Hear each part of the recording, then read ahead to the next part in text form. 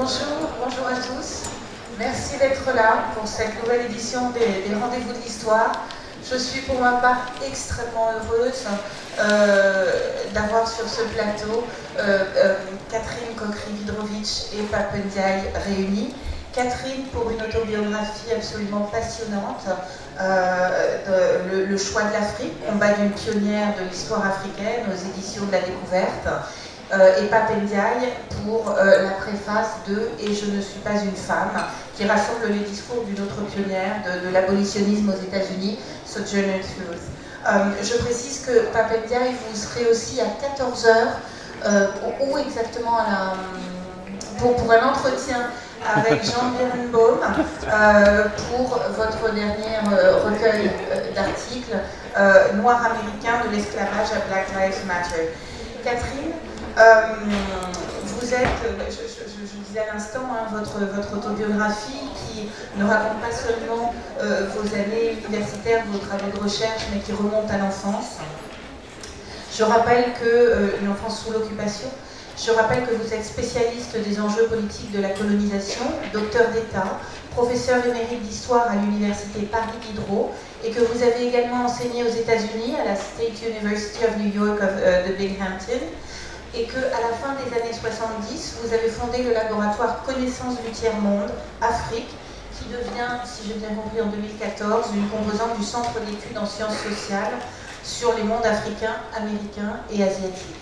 Vous avez publié de très nombreux ouvrages, dont Être esclave, Afrique, Amérique, 15e, 20e siècle aux éditions de la Découverte avec Éric Ménard en 2013. Et vous avez aussi participé à l'exposition du musée du Quai Branly, L'Afrique des routes. Pape Ndiaye, vous êtes historien et sociologue et vous venez de prendre la direction du Palais de la Porte Dorée, qui comprend le Musée national de l'immigration et aussi l'Aquarium tropical, il faut le dire, après avoir enseigné à Sciences Po. Et voilà, on vous doit notamment, ce que je disais tout à l'heure, les ouvrages que vous avez tous les deux écrits sont nombreux. Je vais aller vite pour pouvoir vous poser des questions, parce que je pense que c'est ce que le public attend. Pape, on vous doit notamment un ouvrage de référence, La condition noire, essai sur une minorité française, qui est paru chez Gallimard. Et vous avez, ces dernières années, été également conseiller scientifique sur l'exposition Le Modèle Noir, et mené une diversité aussi, une étude sur la diversité à l'Opéra. La première question, elle est pour vous, Pape Ndiaye. Je voulais vous demander ce que représente Catherine pour l'historien et le sociologue que vous êtes. Bonjour, merci de cette question qui nous fait entrer droit dans le sujet et m'adresser à Catherine, et c'est pour moi un grand plaisir.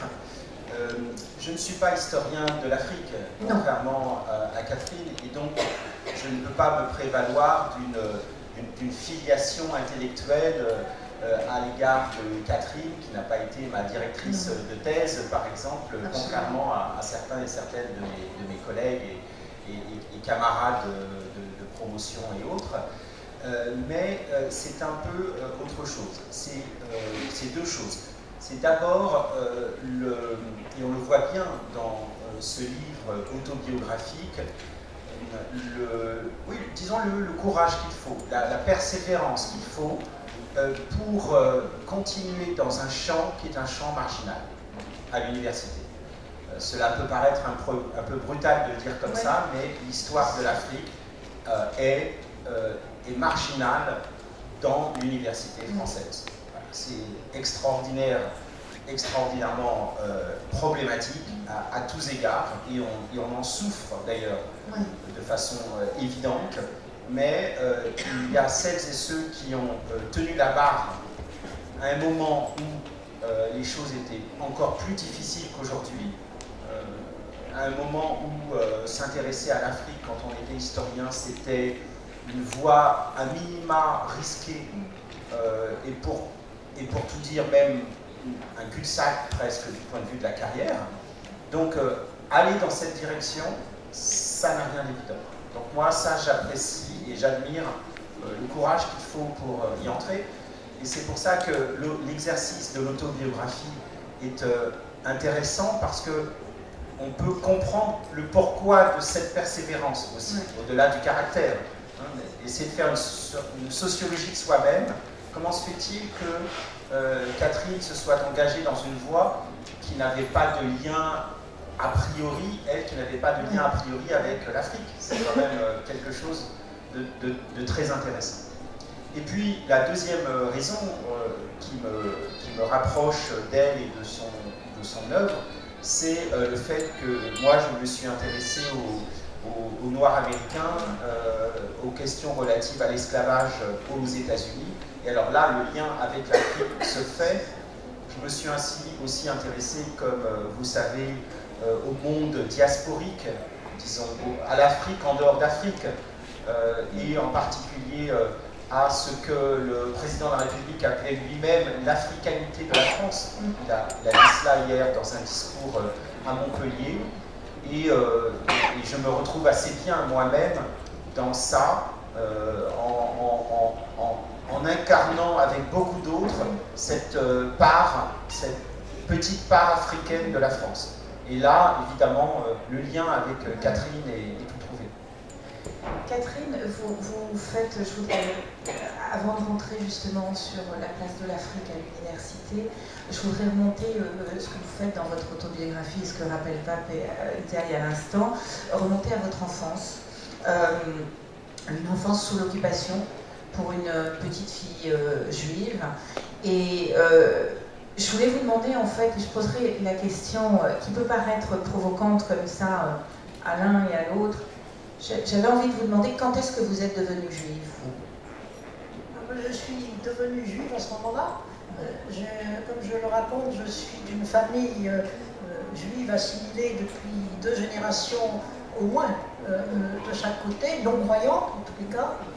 2 générations, je ne sais pas trop, en tous les cas la génération d'avant, absolument, tout à fait mécréant. Donc, comme je le dis, je n'aurais probablement pas su que j'étais juive s'il n'y avait pas eu la guerre. Et c'est ce que j'explique, comme je n'avais pas de souvenirs, j'étais trop petite pour avoir des souvenirs d'avant-guerre. Pour moi, c'était la normalité. La guerre, c'était la normalité. Ça m'a aidé à comprendre quelle peut être, à imaginer quelle peut être la mentalité des enfants qui vivent en guerre et qui croient que c'est toujours normal. C'est quelque chose qu'on ne pense pas. En général, pour moi, c'était la normalité. Cette normalité faisait que j'étais juive. Ma mère avait l'intelligence, parce que toutes les campagnes, les affiches, les propagandes, les expositions expliquaient que les juifs étaient épouvantables. Moi, j'avais une consigne, si on te demande, puisque on était clandestin, on n'était pas déclaré, donc j'ai jamais porté l'étoile, et ma consigne, c'était, quand on te demande n'importe quoi, tu réponds, je ne sais pas. Or, je savais très bien, parce que les enfants savent tout, en réalité. Et j'ai compris que j'étais juive, et ma mère nous a dit, ben, on est bien parce qu'on est juif, parce que le Vichy c'est mal. Donc nous on est bien. Donc être juif c'est important. Mais je ne savais pas ce que c'était. Je l'ai su qu'après. Oui, vous étiez même allé voir cette exposition absolument. Non, je ne suis pas allée la voir. Ma soeur l'a vue. Oui, parce qu'elle était plus âgée que moi. Moi j'étais trop petite pour qu'on m'emmène. Mais on passait à travers tout ça. Et tout ça, ce que j'explique, c'était j'ai vécu la guerre comme une guerre civile. Véritablement, comme disait Henri Rousseau, c'était la guerre civile. Il y avait les résistants et les juifs résistants, les seuls que je connaissais d'un côté, et puis les autres. Et les autres, on ne savait pas ce que c'était, on ne savait pas qui c'était. Il y en avait des très bien, mais il y en avait des très mal. On pouvait toujours être dénoncé, par conséquent les autres, c'était la méfiance. Et j'ai donc bien connu ce que c'était que la clandestinité. Et donc, le secret, et j'explique aussi l'observation. Mais ça, je ne l'ai trouvé qu'en l'écrivant, en vérité. C'est une psychanalyse de cuisine après coup, disons, qui m'a fait découvrir tout ça. Alors après, vous avez fait le lien entre les Juifs sous l'occupation et les Africains occupés, on en parlera. Mais du coup, moi, j'ai envie de vous poser la même question, Pape Ndiaye, c'est de la même manière que j'ai demandé à Catherine quand est-ce qu'elle est devenue juive, j'ai envie de vous demander quand est-ce que vous êtes devenue noire. Oui, dans des circonstances moins tragiques, oui, largement, ça ne se compare pas. Mais là où il y a éventuellement comparaison et matière à réflexion, c'est quand on réfléchit sur le fait que des identités ne sont pas, on ne naît pas, voilà, on le devient. Pour reprendre la fameuse formule de Simone de Beauvoir à propos des femmes. Et donc, effectivement, moi, comme beaucoup d'autres, ce n'est pas que j'ai choisi d'être noir.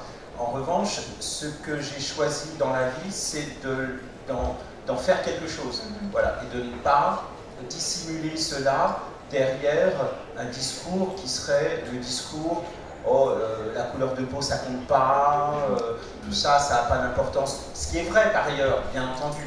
Sauf que j'estime qu'on peut se servir de son identité comme d'un point d'appui pour réfléchir sur soi, mais aussi pour réfléchir sur les inégalités dans la société, parce que la couleur de peau, ça a plus d'importance que la couleur des yeux ou que la couleur des cheveux. Ça n'a pas toujours été le cas dans l'histoire des hommes, mais il faut bien admettre que c'est le cas dans la société française encore d'aujourd'hui. Et donc, il faut bien réfléchir sur cette question de la couleur de peau, plutôt que de l'évacuer en disant que ça n'a pas d'importance. Donc moi, j'ai choisi, à partir du moment où je me suis installé aux États-Unis, où j'ai vécu longtemps, où ces questions sont saisies de manière plus ordinaire et plus simple à certains égards qu'en France, moi j'ai choisi de m'assumer comme tel parce que c'était une manière d'affirmer une forme de solidarité à l'égard de celles et ceux pour qui la couleur de peau et la racialisation pèsent de manière très forte. J'ai d'ailleurs, en lisant les mémoires de Raymond Aron, retrouvé quelque chose qui m'a beaucoup intéressé, puisque Raymond Aron parle de sa judaïté, et il dit je suis... Donc il vient d'une famille qui était aussi une famille très détachée, une famille très israélite au sens français du terme, et il dit « je suis juif par dignité ». Ça m'a beaucoup frappé, cette formule de Raymond. Je suis juif par dignité. Pas par souci communautaire, mais par une manière de dire « eh bien j'affirme par dignité quelque chose et en solidarité à l'égard de celles et ceux qui souffrent ou qui ont pu souffrir de façon particulièrement violente, évidemment en ce qui concerne les juifs, de leur identité juive. Et donc moi, je suis noir aussi par solidarité et par dignité. Je suis tout à fait d'accord, parce que moi je suis juive pour exactement la même raison. D'accord. Catherine, qu'est-ce qui reste de ces années d'occupation? Qu'est-ce qui vous reste de ces années-là? Il me reste, comme il est souvent le cas quand on prend de l'âge, des souvenirs très précis, souvent ponctuels, c'est pas suivi, mais c'est la période de ma vie, je pense, qui, au point de vue de ma formation, m'a le plus marqué, sans évidemment que je le sache à l'époque. Je le vivais, mais je ne le sentais pas. J'avais entre 5 et 9 ans, donc j'étais pas du tout encore à l'âge de la réflexion. Mais quand je me suis mise à écrire ce livre, je me suis rendu compte à quel point cela avait pesé dans ma manière d'être, dans ma façon de considérer le monde et les autres, dans une espèce de confiance en soi, paradoxalement, de très forte confiance en soi, communiquée par ma mère. C'est pour ça que j'ai dédié mon livre à ma mère. Ma mère, quand a perdu mon père, elle avait 32 ans, elle n'avait jamais travaillé. Son beau-père s'est suicidé d'espoir, son père a été déporté et gazé à Auschwitz. Elle s'est découverte, elle a 32 ans, et véritablement elle nous a sauvés. C'est un petit peu ce que j'avais envie de transmettre, parce que ce sont des histoires domestiques, enfin, personnelles, et que on ne les trouve pas ailleurs. Je me suis dit, j'ai envie de communiquer, d'abord à mes enfants, mes grands, et puis pour les choses qui me paraissent plus importantes à l'ensemble du public. C'est pourquoi et ça m'a permis de me rendre compte qu'en réalité, avoir été forgé par cette espèce d'idées fausses d'ailleurs, enfin, que j'avais. Bon, être juif, ils sont méchants, ils n'en veulent pas, donc c'est bien. Donc il faut être digne de ce que je ne connaissais absolument pas d'ailleurs. Et donc, et par ailleurs, ma mère nous a inculqué l'idée que nous, puisqu'il n'y avait pas de loi que l'on pouvait respecter véritablement, la loi, on la faisait. C'est-à-dire qu'on devait décider ce qui était bien et mal, puisque l'État n'était pas capable de le faire. Et ça, c'est une éducation terrible, parce qu'en fait, c'est une éducation de la responsabilité. Et je pense que ça m'a été utile toute ma vie. Alors évidemment, quand on décide soi-même de ce qu'on veut faire, on peut faire des bêtises.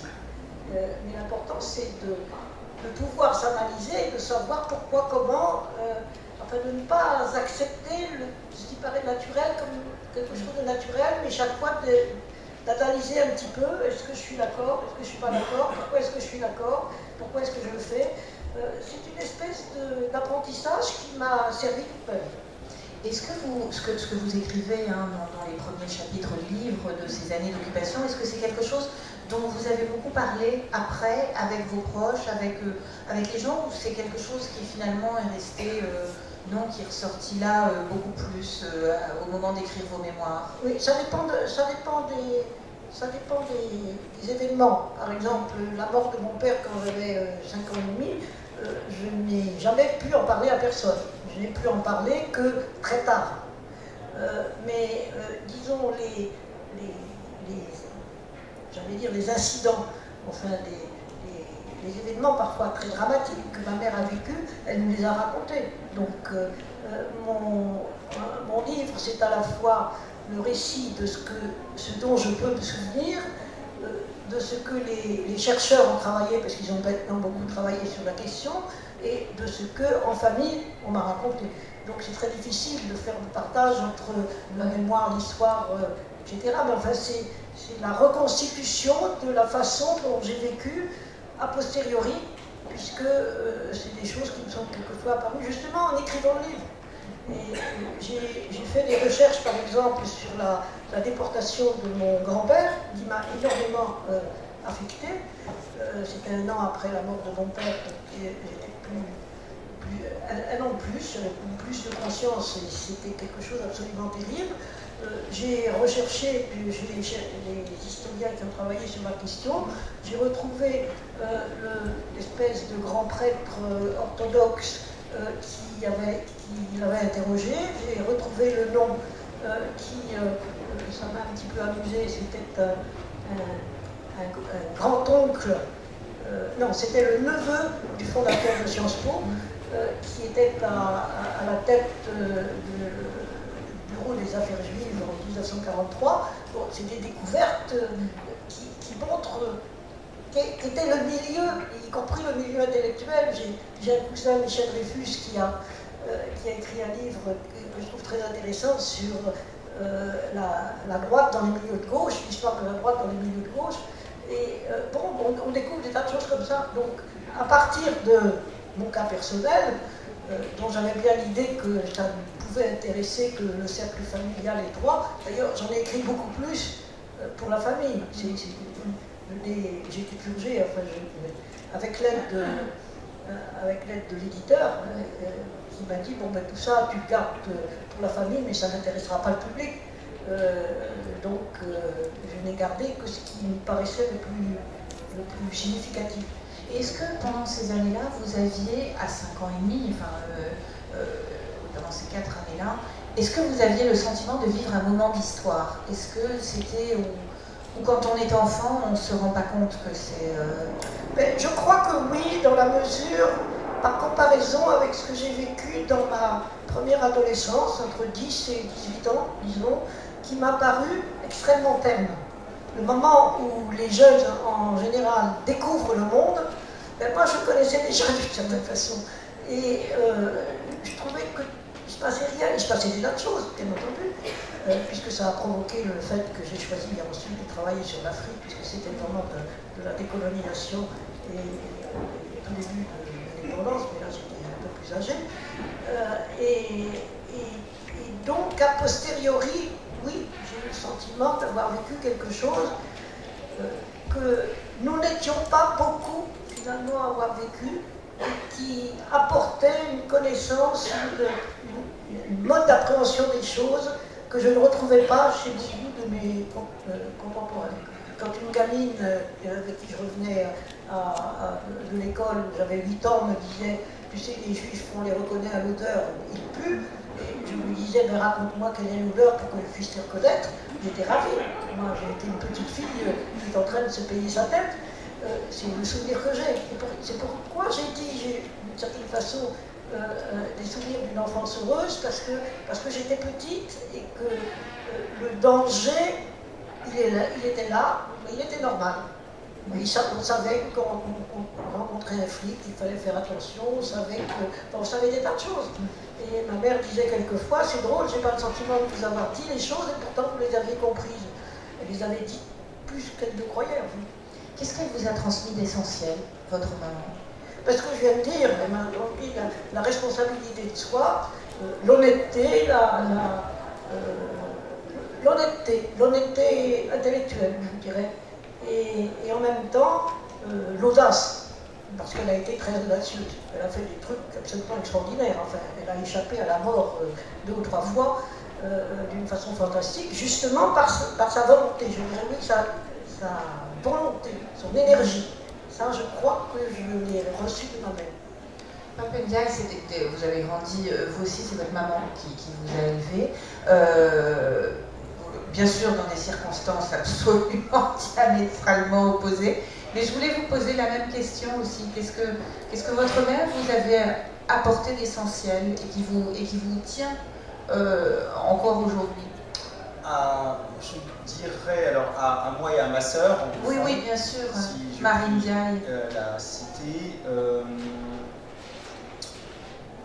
Quelque chose d'important, je pense, c'est la confiance en soi, quand même. Oui. Voilà. Le fait qu'on y va. Voilà.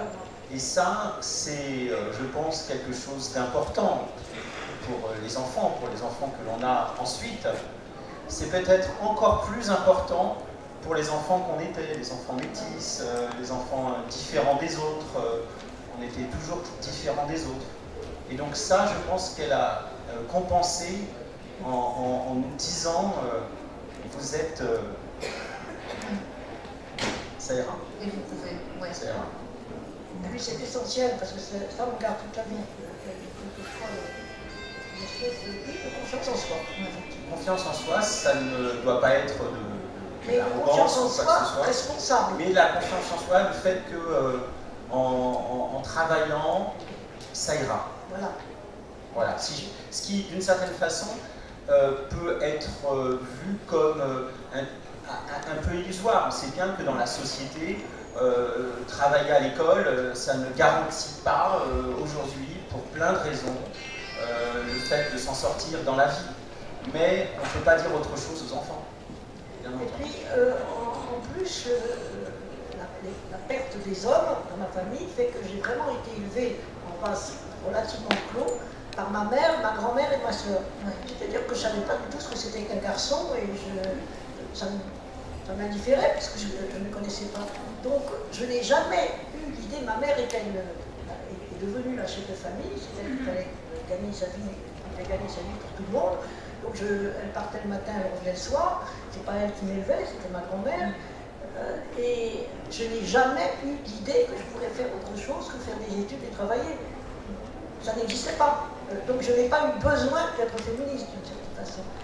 Dans cette mesure, je ne me reconnaissais pas dans les mémoires d'une jeune fille rangée. Parce que moi, j'ai pas eu une enfance rangée. Alors, on va commencer à parler d'Afrique. Quelle image, Catherine, vous aviez enfant? Pour vous, l'Afrique, ça représentait quoi? Qu'est-ce que vous imaginiez que c'était? Je n'imaginais rien du tout. En fait, si un tout petit peu, mais j'ai découvert très longtemps après pourquoi. Là aussi, ça date de mon enfance. J'ai été imprégnée d'Afrique du Nord au moment de la guerre d'Algérie. Mon mari était géographe, suicidaire très tardif, il avait 27 ans. Je suis allée le voir, moi j'étais jeune prof de lycée, je suis allée le voir à Oran, où j'étais au service cartographique de l'armée. J'ai eu un cours, j'étais 1960, et je me suis dit, je voulais faire de l'histoire du Moyen-Âge, mais là il y a quelque chose à découvrir que je ne connais pas, et cette espèce d'instinct de vouloir connaître les choses que les autres ne connaissent pas. Voilà. Et ça, je crois que ça vient vraiment du très fond de mon enfance. Mais à part ça, je ne connaissais strictement rien. Aucune image. Aucune image. Si, une image que j'ai trouvée il n'y a pas très longtemps, en faisant des rangements.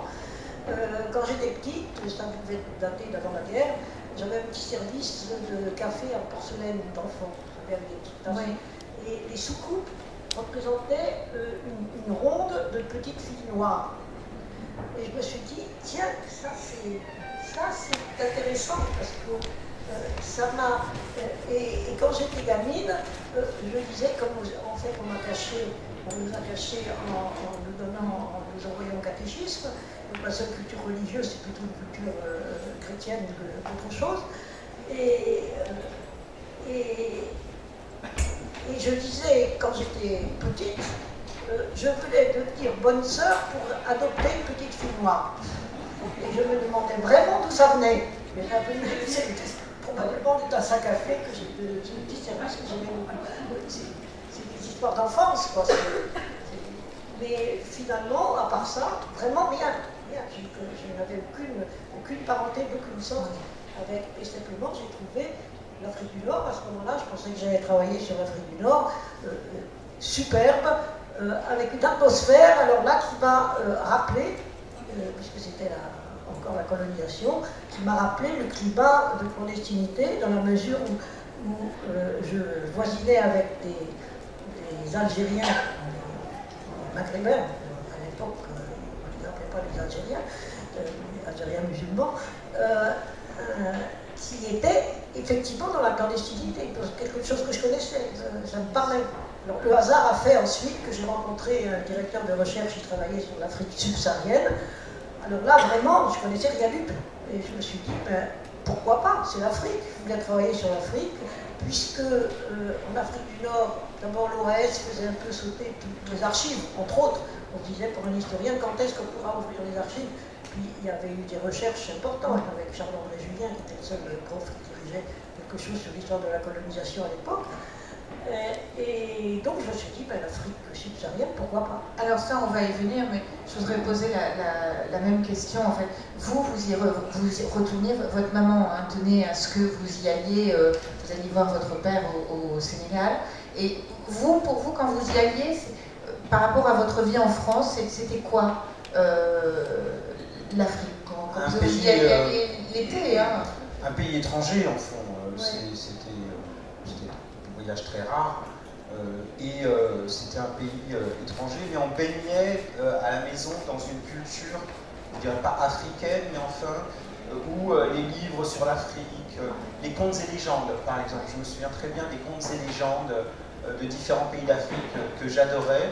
Et donc, on baignait dans une sorte de culture comme ça, un peu floue, qui nous plaisait beaucoup, mais qui crée au fond un rapport assez distancié et un peu littéraire, un peu fantastique même, par rapport à l'Afrique. Je ne connaissais rien de l'Afrique quand j'étais enfant et adolescent dans ses particularités, dans la sociologie, je dirais, et dans l'histoire précise, mais c'était plutôt un monde, il y avait le monde au fond de l'histoire, de la politique à laquelle je m'intéressais énormément, etc. Ça, c'était du côté français. Et l'Afrique, c'était une part plus rêvée, plus littéraire, plus détachée, voilà, des contingences du monde. Voilà, donc c'était une part plus artistique aussi. D'accord. Alors, la même question à tous les deux. Comment vous est venu le goût de l'histoire? Alors pour moi, c'est un mystère, toujours. Je raconte dans le livre qu'en classe préparatoire, le vol dont je me souviens, c'est le petit Lavis de la classe préparatoire, parce que j'étais subjuguée par les images. Je ne savais probablement pas encore lire à ce moment-là. Ceci dit, j'ai eu un très bon professeur d'histoire au début du secondaire, et j'étais passionnée. Elle était très sévère, elle terrorisait les élèves sauf moi, parce que j'aimais l'histoire. Et puis ensuite, oui, alors j'ai eu des tentatives, enfin j'ai fait des tentatives, je vais être en seconde pour travailler un peu sur l'histoire slave de mon mythe d'origine. Mon mythe d'origine, il est juif ukrainien, donc j'avais envie un petit peu de connaître. J'ai visité des bibliothèques avec des personnages vénérables, avec des barbes, avec des toges, enfin, des popes ou autre chose, je ne sais pas, qui étaient très gentils avec moi. Et puis ensuite, j'ai fait mes années de préparation à l'école. 3 ans, le même professeur d'histoire, je dis quelque part que j'ai eu du mérite à continuer à vouloir faire des histoires après l'avoir suivi pendant 3 ans. Et donc, ça n'a jamais posé un problème. Alors pourquoi l'histoire? Je crois que je pense être très dépourvue d'imagination créatrice. Ma sœur est peintre, elle est complètement vue dans l'imaginaire. Moi, pas du tout. Moi, j'ai besoin de concret. Donc, j'ai besoin d'être assise sur quelque chose qui s'est passé pour pouvoir le comprendre. Mais vous dire pourquoi l'histoire, j'en sais rien. Et vous?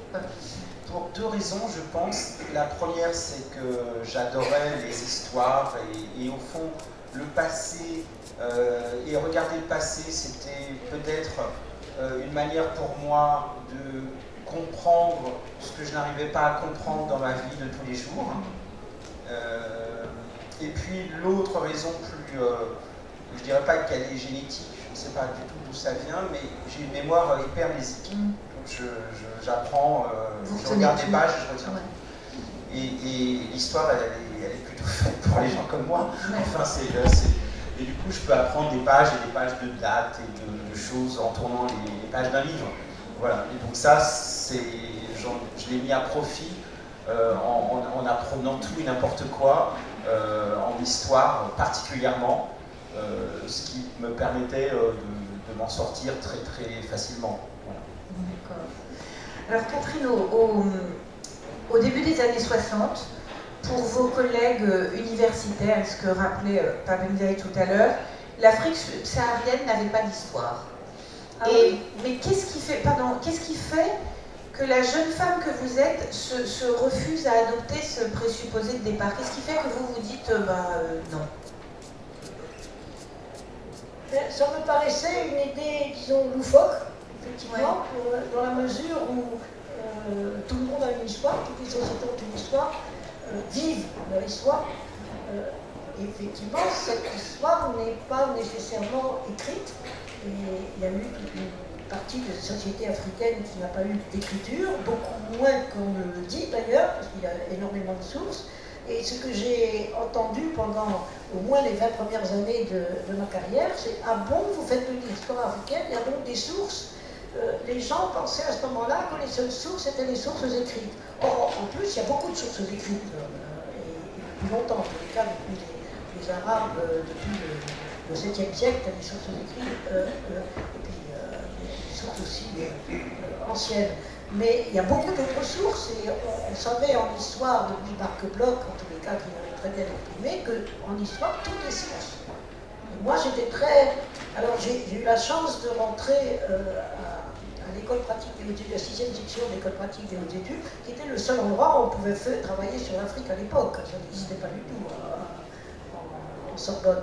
Et donc, d'être dans un milieu qui cherchait à comprendre des histoires autres que l'histoire occidentale, et de voisiner avec les gens qui travaillaient sur la question, effectivement, qui étaient pratiquement tous sociologues, anthropologues ou linguistes. Je n'avais pratiquement pas de partenaires, enfin, des partenaires de mon âge. Les premiers qui ont commencé à faire des thèses, des gens comme Marc Michel, on était de la même promotion de l'agrégation. Donc en France, c'était très tardif. Et mon idée qu'il ne fallait pas écouter les autres d'une certaine façon. Mon instinct, exactement, parce que ce n'était pas du tout conscient. Mon instinct que je fais ce qui me plaît de faire, ce qui m'intéresse, et je ne m'occupe pas de savoir si ça plaît ou si ça ne plaît pas aux autres. Ça, je crois vraiment que je le tiens de mon enfance. Hein, et qui explique beaucoup de choses. Effectivement, je me souviens d'une visite chez un collègue à Bayreuth en Allemagne, mais c'était beaucoup plus tard. On était 4 spécialistes d'histoire africaine. On faisait un échange avec le département de littérature de l'université de Bayreuth. On arrive le jour de la réception des professeurs de l'université de Bayreuth. Uniquement les professeurs d'ailleurs, parce qu'à l'époque il n'y avait pas les maîtres de conf ou les assistants les petits. Et le collègue qui me recevait, mais vraiment dans l'innocence de son cœur, il s'est pas du tout rendu compte de ce qu'il disait. Il disait, ben oui, évidemment, vous êtes 4 femmes, parce que l'histoire africaine, c'est marginal. Il avait parfaitement raison. Vous avez fait paraît évident. Et alors, une collègue qui avait beaucoup d'esprit, Denise Brahimi, qui était spécialiste de la littérature maghrébine, m'a dit, ben, vous voyez, monsieur, nous sommes en train de préparer l'année suivante, eh bien, l'année prochaine, nous serons 5 femmes. Mais ce n'est pas du tout volontaire, c'est parce que, effectivement, je pense que nous étions quand même beaucoup moins nombreuses filles que garçons à l'époque, et nous n'avions pas la tendance à suivre des filières classiques, parce que nous ne connaissions pas, tout simplement. Mais c'est vrai que d'un point de vue sociologique, les champs d'études marginaux où les disciplines moins nobles sont investies par des groupes minoritaires au sens large, au sens politique du terme, ça inclut les femmes. On trouve plus de femmes en histoire de l'Afrique que dans l'histoire de la France politique et de l'histoire constitutionnelle. Gérard Noiriel, je crois que c'est lui, à la fin du siècle dernier, a fait une étude très intéressante sur 30 ans, quels sont les spécialistes, professeurs titulaires dans les universités françaises en histoire contemporaine. Il en avait trouvé, je crois, une centaine, tant que je me souvienne, dont 11 femmes. Je faisais partie. Sur une centaine, donc 10%. Oui, c'est ça, je crois qu'il y avait 111, dont 11 femmes. Il n'avait pas encore eu l'idée de pousser l'analyse sur ces 11 femmes. Et moi, je l'ai fait. Et sur les 11 femmes, il y en avait 10 qui n'étaient pas spécialistes d'histoire de France. Et c'était vraiment révélateur. Oui, c'est très révélateur. C'est ça. Et ça nous oblige aussi, je pense, à réfléchir sur l'université et sur le manque à la banque. Ça se corrige maintenant, les femmes sont vraiment de plus en plus nombreuses, mais d'une manière générale, le manque de diversité aussi à l'université. Moi qui m'intéresse à ces questions-là, il faut quand même aussi se pencher aussi sur le cas de l'université et voir que du côté des enseignants universitaires en histoire, c'est sans doute vrai aussi pour beaucoup d'autres disciplines, on a quand même une grande homogénéité. Moi je pense, alors moi je suis professeur des universités donc, à Sciences Po, mais actuellement en détachement. Des professeurs d'université franco-africains en histoire, je suis le seul en France. Je pense être le seul en France. Voilà, je dis pas ça par fierté du tout. Je dis ça, ça me désole. Ça me désole, je pense être le seul. Je pense, j'en suis sûr. Oui, il y avait Lydia Bongolo, mais il est à la retraite depuis plusieurs années, donc effectivement. Ça fait peu. Ça fait très peu. Trop peu. Et est-ce que aujourd'hui, l'histoire de l'Afrique, rassurez-moi, les idioties qu'a entendu Catherine sur le fait que l'Afrique n'est pas d'histoire, à l'université, est-ce qu'on a quand même réussi à dépasser ça, ou on reste quand même avec un pourcentage très faible de professeurs, d'universitaires ayant choisi cela comme champ de recherche? On a énormément avancé. Bon. Depuis 20 ans, je pense que Catherine sera d'accord, il y a quelque chose qui se passe depuis une bonne vingtaine d'années qui est peut-être même décisif dans je dirais, la structuration avec un intérêt manifeste des jeunes chercheurs, chercheuses, des étudiants, des étudiantes, il se passe quelque chose. Néanmoins, il faut aussi voir les grandes structures universitaires qui ont fait, par exemple, que dans la répartition des savoirs, l'Afrique, c'était pour les anthropologues. Parce que les anthropologues s'occupent des mondes lointains sans histoire, et que les historiens s'occupent des mondes plus proches, avec de l'histoire, sous-entendu, avec de l'histoire écrite, des sources, etc. Et donc, c'est pas que dans le monde universitaire, il n'y avait pas de spécialistes de l'Afrique, mais c'était réservé à l'anthropologie, de même que les mondes du Pacifique, de l'Australie, de la Nouvelle-Guinée, etc., c'était pour les anthropologues, etc. Donc cette grande répartition des savoirs du lointain, c'était des savoirs anthropologiques, à l'exception, pour ce qui concerne l'Afrique, sans doute, de l'Éthiopie, où il y avait une grande tradition d'études qui était... Et de l'écriture. Et de l'écriture avec un alphabet spécifique. Voilà, c'est ça. Ouais. Peut-être aussi de l'Afrique du Nord, se rattachant à des grands systèmes impériaux et religieux. Mais pour ce qui concerne grosso modo l'Afrique subsaharienne, c'était le territoire des anthropologues qui allaient étudier leur tribu. C'était comme ça. On avait une tribu et on allait étudier les structures, je ne sais pas, en géographie aussi d'ailleurs. Un Paul Pélissier allait étudier les sérères, et donc il allait étudier la vie sérère, et quand vous lisez la thèse de géographie de Pélissier, il n'y a pas un mot d'histoire, parce que c'est immobile, c'est comme ça depuis toujours, dans les structures agricoles, etc. Donc à chacun sa tribu, et puis c'est comme ça que ça marchait.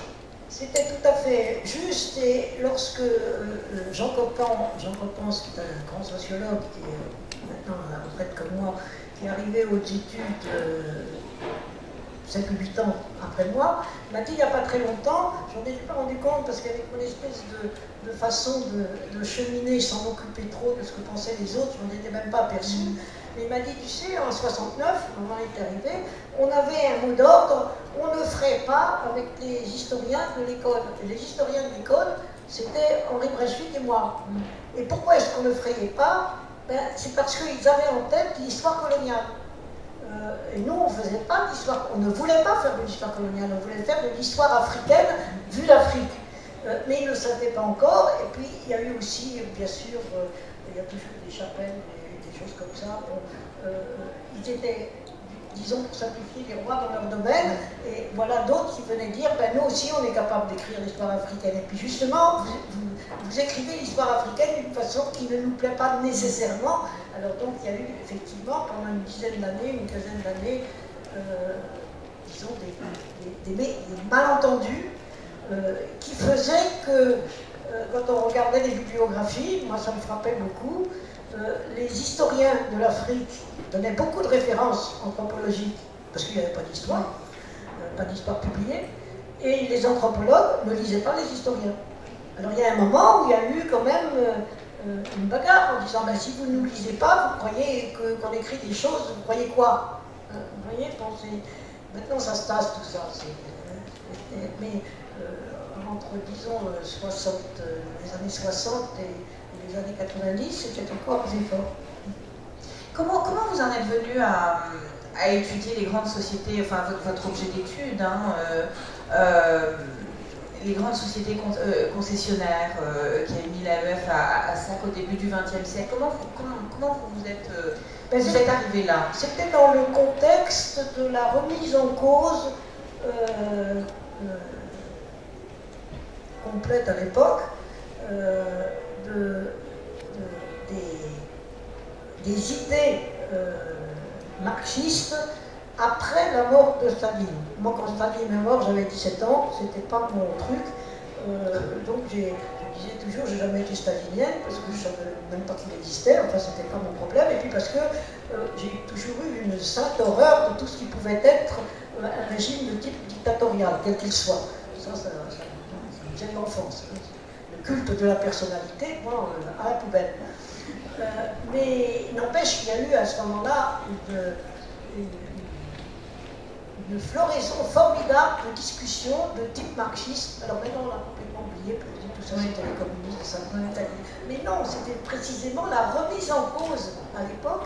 Moi, j'étais en plein dedans, effectivement, très ignorante. Je m'étais dit, il faut quand même que je lise, comme on prenne Marx. Alors j'avais lu des auteurs qui avaient disserté sur Marx, je n'ai rien compris. Là-dessus, j'ai pris Marx. Je me dis, ah, mais c'est beaucoup plus clair. Mais ceci étant, on me demandait encore dans les années 70-75, est-ce que vous êtes marxiste? Je disais, j'en ai pas la moindre idée, c'est pas mon problème. Moi, je suis historienne et je prends les idées là où elles sont. Et donc, il y a eu un certain moment, c'est vrai que dans les années 60-70, j'ai beaucoup travaillé sur le concept qui était discuté à l'époque de mode de production. Mode de production précisément parce que l'évolution de la production dans le monde occidental, c'était pas la même que celle qui était dans les sociétés non occidentales et en particulier en Afrique. Donc je me suis posé la question, est-ce que ça colle, est-ce que ça colle pas? Je me dis non, ça colle pas, mais je n'étais pas toute seule. Il y avait énormément de discussions à l'époque, qui d'ailleurs ont été toutes traduites en anglais dans les années 70. Ça a vraiment enrichi énormément la littérature et la pensée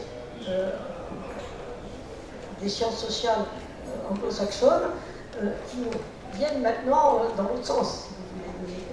On a oublié à quel point tous ces auteurs qui remuaient des tas de choses et qui maintenant paraissent évidemment totalement dépassés, je suis tout à fait d'accord, ont enrichi la pensée intercontinentale des années 70-80.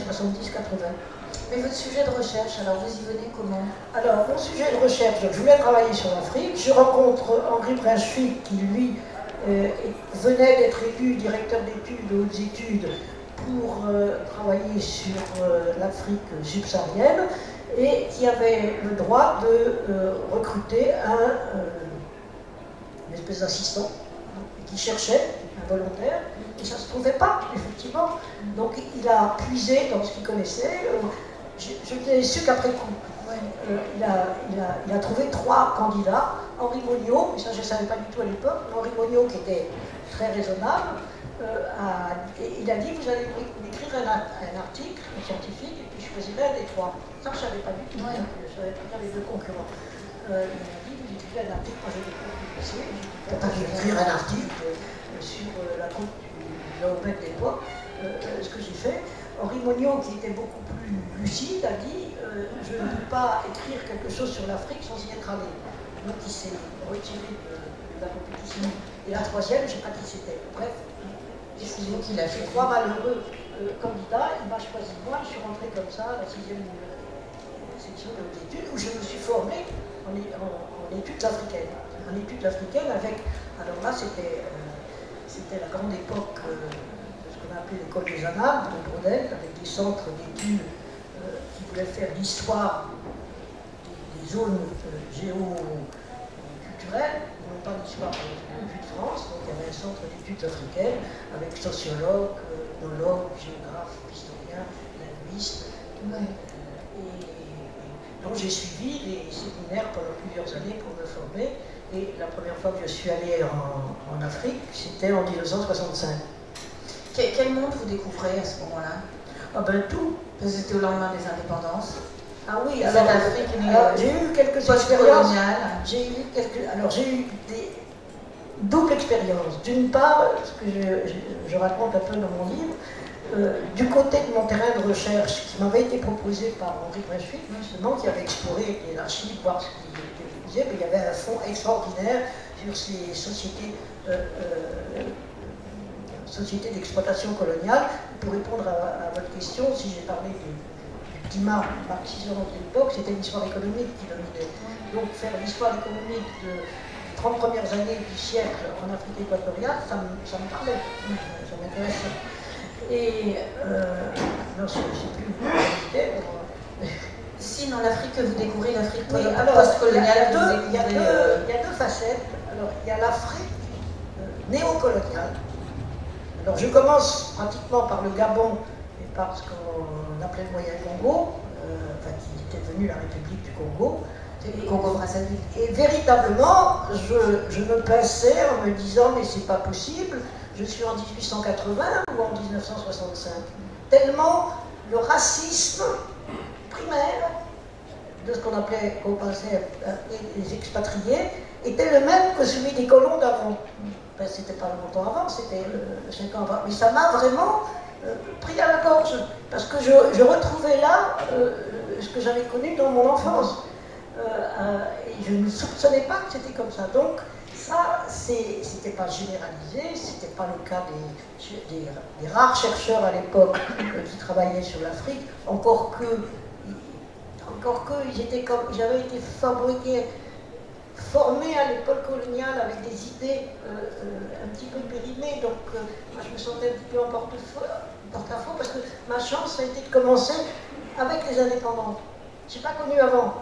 Donc j'ai connu pas mal de chercheurs qui étaient habitués à avant et qui avaient un certain nombre de réflexes dont ils ne se rendaient même pas compte, qui étaient des réflexes de type colonial, qui moi me choquaient beaucoup, mais eux ne les choquaient pas du tout.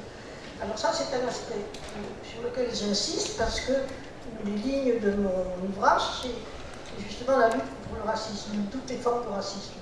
Et ça, j'ai retrouvé un racisme que j'ai trouvé insupportable.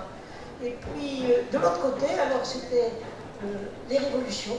Alors, les révolutions marxistes-féministes, disons, je dirais maintenant aujourd'hui, c'était plutôt comique, dans la mesure où c'était des jeunes militants très convaincus, de 25 ans, qui voulaient faire la révolution, qui n'avaient été formés que dans les syndicats occidentaux, en Russie, en Yougoslavie ou ailleurs, et qui voulaient appliquer les principes. Alors c'était le Bénin, Dahomey, c'était le Congo, musulman, le Congo-Brazzaville, c'était, il y en avait d'autres aussi, et là j'ai été invitée aussi avec d'autres chercheurs de gauche pour expliquer ce que c'était. J'ai eu aussi la chance d'aller toute seule au Mozambique en 1977. Et au Mozambique en 1977, c'était 2 ans après l'indépendance. C'était extraordinaire. C'était une période d'espoir. Tout ça à côté. Et donc, il y a toute une série de témoignages que je peux apporter sur cette période-là qui est oubliée maintenant, mais qui a été. Qui a quand même formé les anciennes générations de l'indépendance du côté africain. Je vois l'heure qui tourne à une vitesse presque anormale. Et je voudrais aussi laisser la salle pouvoir vous poser des questions, mais avant de donner la parole à la salle, je voulais revenir vers vous, Pape Ndiaye. Je ne sais pas si vous parlerez de ce livre, Et ne suis-je pas une femme, cet après-midi avec Jean Birnbaum, je sais. Mais peut-être voulez-vous en dire, vous en avez fait la préface, et peut-être voulez-vous en dire quelques mots pour le public ici présent, avant qu'on vous passe la parole, si vous avez des questions à poser. Il s'agit d'une femme très connue aux États-Unis, Sojourner Truth, qui est en revanche quasi inconnue en France. Elle est née esclave en 1797. Elle ne savait ni lire ni écrire, bien entendu, comme pratiquement tous les esclaves. Et elle devient une oratrice extraordinaire qui plaide à la fois pour l'abolition de l'esclavage et pour la cause des femmes. On dirait aujourd'hui une sorte de lutte intersectionnelle, si on devait parler dans le langage d'aujourd'hui. Et elle fait des discours incroyables. Elle qui n'a pas été à l'école, elle devient une des grandes oratrices, qui parle aussi de son expérience de femme esclave. Ce n'est pas une abolitionniste bourgeoise comme il y en avait tant, mais c'est une femme qui a été esclave de l'intérieur et qui a sur le dos les traces des coups de fouet qu'elle a subi quand elle était gamine, parce qu'elle ne parlait pas anglais, elle venait d'un monde néerlandophone, parce qu'il y avait des communautés hollandaises dans l'État de New York à cette époque qui ne parlaient pas anglais, et donc elle parlait le hollandais, elle a parlé toute sa vie, ensuite anglais, mais avec un accent néerlandophone, et elle était battue pour cela quand elle était gamine, elle a subi dans sa chair. Et puis toute sa vie, elle n'avait pas beaucoup d'argent, elle a en partie trimé chez des maîtres comme domestiques, y compris après l'abolition de l'esclavage dans l'État de New York en 1827. Et donc l'ouvrage rassemble ces discours, des discours avec une éloquence absolument incroyable, structurée d'un point de vue religieux, parce qu'elle était très très religieuse, c'était une foi très intense, et ces discours, à mon sens, méritent d'être connus, y compris le plus célèbre aux États-Unis, et ne suis-je pas une femme, où elle apostrophe la foule en disant vous dites qu'il faut être courtois avec les femmes et qu'il faut ouvrir la porte pour qu'elles puissent passer devant, mais moi qui suis une femme, on ne m'a jamais tenu la porte, c'est moi qui tenais la porte pour les autres, etc. Donc elle mêle sa condition de femme et sa condition de femme noire de manière étonnante. Alors c'est toujours le bonheur des rendez-vous d'histoire, ce sont ces rencontres et en même temps cette frustration du temps qui passe et de se dire qu'on n'a pas pu parler de tout, mais si vous avez des questions à poser.